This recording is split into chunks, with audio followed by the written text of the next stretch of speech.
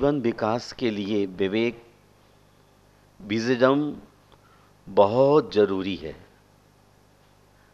क्योंकि wisdom is the fulfilment of reason.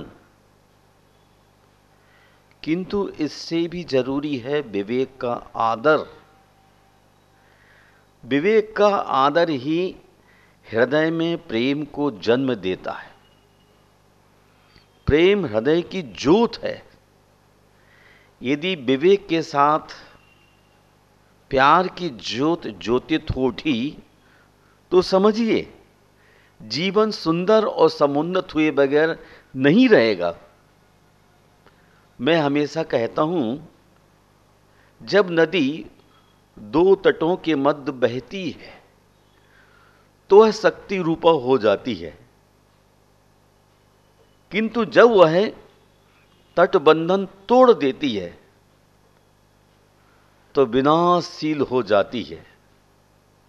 लाखों करोड़ों घरों और जिंदगियों को बर्बाद कर देती है। इसी प्रकार जीवन सरिता के भी दो किनारे हैं, विवेक और प्रेम। Life is a also a river. Wisdom and affection are the two banks of this river. यदि जीवन सरिता इन दो किनारों के मध्य बहती चली जाती है तो वह सुख का निमित्त बनती है, और यदि वह किनारे तोड़ देती है तो जीवन आबाद होने से पहले ही बर्बाद हो जाता है,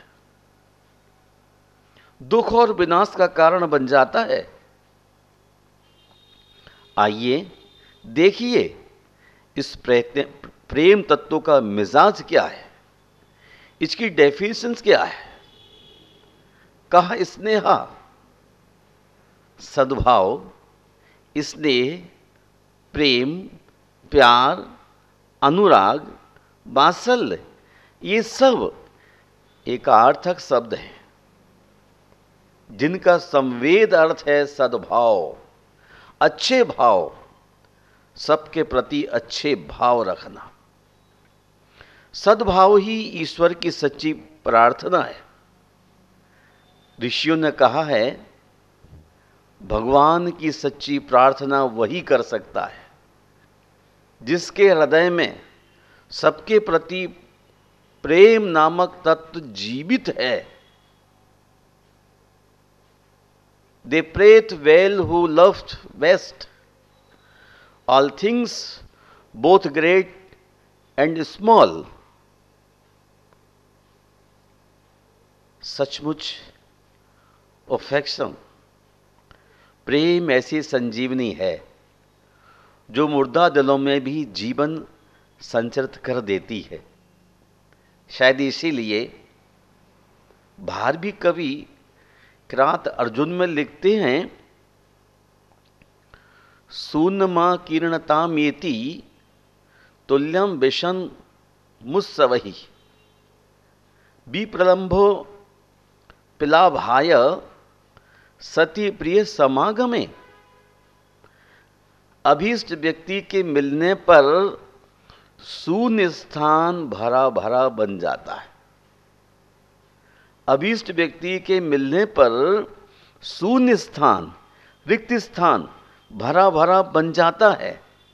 विपत्ति उत्सव तुल्य हो जाती है और उनसे विवाद भी लाभप्रद होता है। महानुभाव, ऐसा क्यों होता है? क्योंकि अभीष्टता प्रियता के आंगन में ही मित्रता का दरबार लगता है। प्रेम का अथाह सागर यहीं उमड़ता है। प्रेम का अर्थ है विशुद्ध निश्चल प्रेम। रागात्मक प्रेम की यहां बिल्कुल भी चर्चा नहीं है। यहां उस निष्काम प्रेम का ग्रहण है जो पुण्य लया की प्रत्यात्मा है, जो नेत्रों का पूज्य देवता है, जो दुनिया की रोशनी है, जो जिंदगी का प्राण है, जिसके बिना जिंदगी और मौत में कोई फर्क नहीं। प्रेम वशीकरण मंत्र है। यह वह रंग है जिसके चढ़ते सारे रंग बदरंग हो जाते हैं। भक्ति रसामृत सिंधु में प्रेम की बड़ी सुंदर व्याख्या की गई है। कहते हैं, सम्यक मसृणत स्वांतो ममत्वाति सयांकिता भाव स एवं सांद्रात्मा बुधहि प्रेम निगद्यते। अर्थात अंतःकरण को अत्यंत द्रवीभूत कर देने वाले और अत्यधिक ममता से युक्त सांद्र भाव को ही प्रज्ञावानों ने प्रेम कहा है। इस स्नेह की तुलना में देहगत स्नेह भी तुच्छ नगण्य हो जाता है। जिस प्रेम में स्वार्थ की गंध है वह सच्चा प्रेम नहीं है।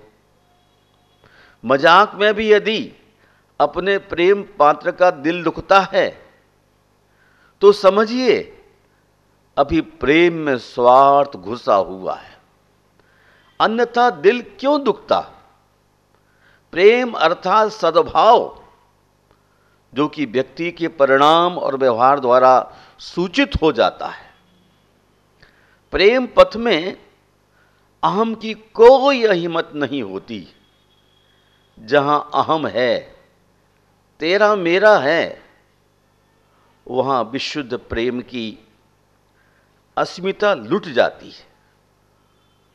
उसका वजूद टूट टूट कर बिखर जाता है।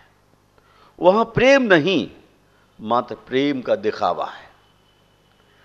प्रेम की सच्ची और असली तासीर तो यही है कि भौहें टेढ़ी करने पर भी निगाहें अत्यधिक उत्सुक हो, उन्हें देखने लगें। वाणी वृद्ध होने पर भी दग्ध मुख मुस्कुराए बिना ना रहे। चित्त कठोर कर लेने पर भी वह दर्शन, स्पर्शन, वचन, स्मरण एवं स्मृति मात्र से पुलकित हो उठे। अब आप ही सोच लीजिए, ऐसी विशुद्ध अवस्था में मान कहां टिक पाएगा। प्रेम का विशुद्ध स्वरूप तो यही है कि किसी बात पर रुष्ट होने का मौका ही ना आए, और यदि कदाचित कर्म योग ऐसी विचित्र विडंबना खड़ी कर दे तो रुष्ट होने पर जाओ, यहां से निकल जाओ, मेरी दृष्टि पथ में कहीं मत आना, ऐसे कटुआ परुष वचन मन के द्वारा कहना चाहने पर भी मत जाओ।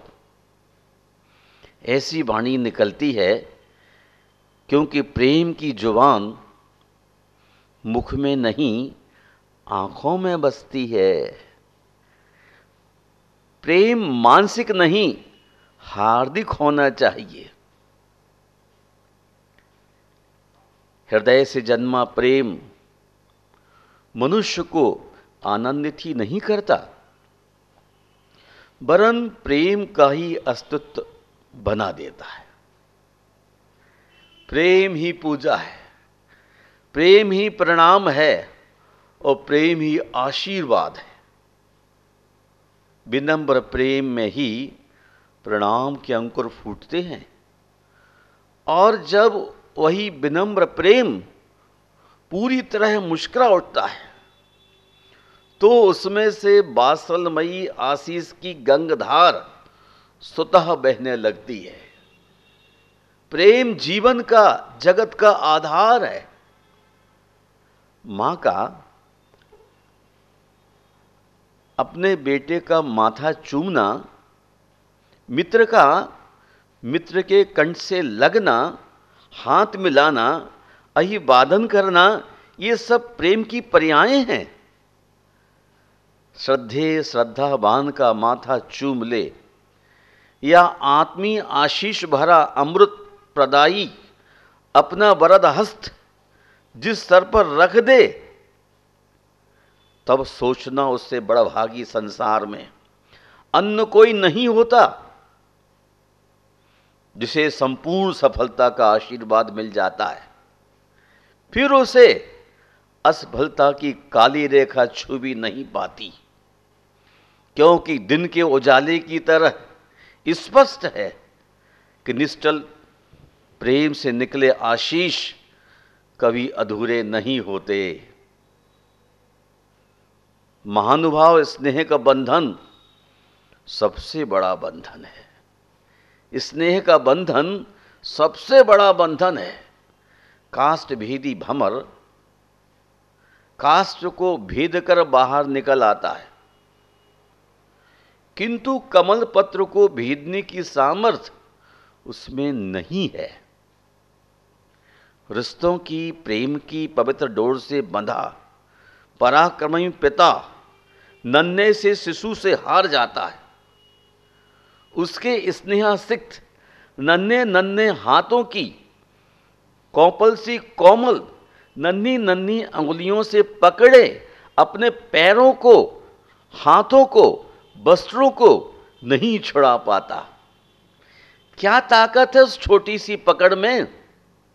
एक हल्के से झटके में शिशु भूषात हो सकता है, परंतु पिता ऐसा नहीं कर पाता, क्योंकि वह बालक के विशुद्ध स्नेह से बंधा है, जो उसे क्रोध के बजाय आनंद प्रदान कर रहा है। ब्रह्म चैतन्य जी कहते हैं, रोगी व्यक्ति को प्रेम का एक शब्द, रोगी व्यक्ति को प्रेम का एक शब्द 100 डॉक्टरों से भी बढ़कर है। चूंकि प्रेम ही संजीवनी औषधि है, मैं सदैव कहता हूं, क्या घर में क्या बाहर, सर्वत्र प्रेम की ही धाक होनी चाहिए, न भय की, न ही बलात् शासन की, क्योंकि प्रेम ही मानवता का दूसरा नाम है, जो दया परोपकार के कार्यों में दिखलाई देता है और मृदुल ध्वनियों में सुनाई देता है। ध्यान रखें, क्रोध की भभकती भट्टी में प्रेम की बूटी कभी नहीं उग सकती। प्रेम सर्वजयी तत्व है। इतिहास साक्ष्य है, युद्ध प्रस्थित जिस किसी शिष्य या गुरु को, जिस किसी शिष्य या पुत्र को गुरु या माता का हृदय की गहराइयों से निकला प्रेमासिक्त सुभाशीष मिला, बस आयुष्मान भव, विजयी भव, तो निश्चित ही वह शिष्य अथवा पुत्र अक्षत देह विजय गर्भ से उन्नत ग्रीवा लौटा है। सचमुच प्रेम की शक्ति अचूक है। जीवन संग्राम में प्रेम पाने वाले और प्रेम देने वाले कभी भी हारते नहीं हैं। प्रेम व्यक्ति का संकल्प है, किसी के साथ एक हो जाने का, किसी के हित में योग देने का। सूरज को देखो, वह नेक और बद दोनों को समान रूपेण प्रकाश देता है। मेघ न्यायी अन्यायी दोनों पर समान रूप से बरसता है। प्रेम का प्रकाश और जल पाने के सभी अधिकारी हैं। अपने पराये, अच्छे बुरे, अमीर गरीब, अपराधी निरपराधी सभी को समान स्नेह देने में ही बड़ों का बड़पन और छोटों की विनय संपन्नता निहित है। एक बात स्मरण रखना, हमेशा जी भरकर, हमेशा जी भरकर निश्चल प्रेम करना ही जिंदा रहना है।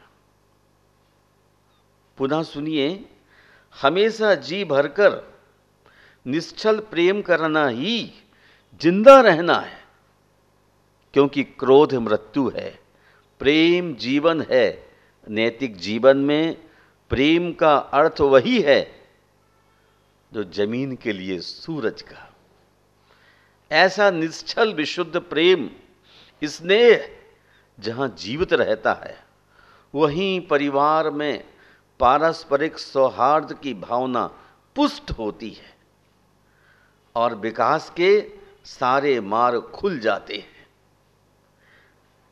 कल्पना कीजिए, जिस परिवार के सदस्यों में परस्पर प्रीति सौहार्द नहीं है, वे जहां आरोप प्रत्यारोपों का सिलसिला जारी रहता है, एक दूसरे को नीचा दिखाने की, उनमें दोष ढूंढने की प्रवृत्ति जीवित रहती है, वह परिवार क्लेश का अड्डा बन जाता है। वहां वाद विवाद के विस्फोटों से विकास की संपूर्ण संभावनाएं अवरुद्ध हो जाती हैं। मुखिया पर बुरा असर पड़ने पर वह कुंठित हो उठता है, जिससे व्यापार और नौकरी पर बुरा असर पड़ता है। गृहिणी परिवार को ठीक से हैंडल नहीं कर पाती। बच्चे पढ़ाई में मन न लग पाने के कारण पिछड़ जाते हैं। इस प्रकार देखा जाता है कि एक प्रेम तत्व के डगमगा जाने पर पूरा परिवार, आस पड़ोस भी असंतुलित हो जाता है। इससे विपरीत प्रेम की छत्र छाया में सबका मंगल व विकास सहज ही होता है। अस्तु सफल जीवन का मंगल सूत्र अपनाइए। मन में शांति, चित्त में मुस्कान। ओम शांति, ओम शांति, ओम शांति। जब मन में शांति होगी और चित्त में मुस्कान होगी, उसके 24 घंटे सोचे हुए हर काम होंगे। जीवन में वह इंसान कभी असफल नहीं हो सकता।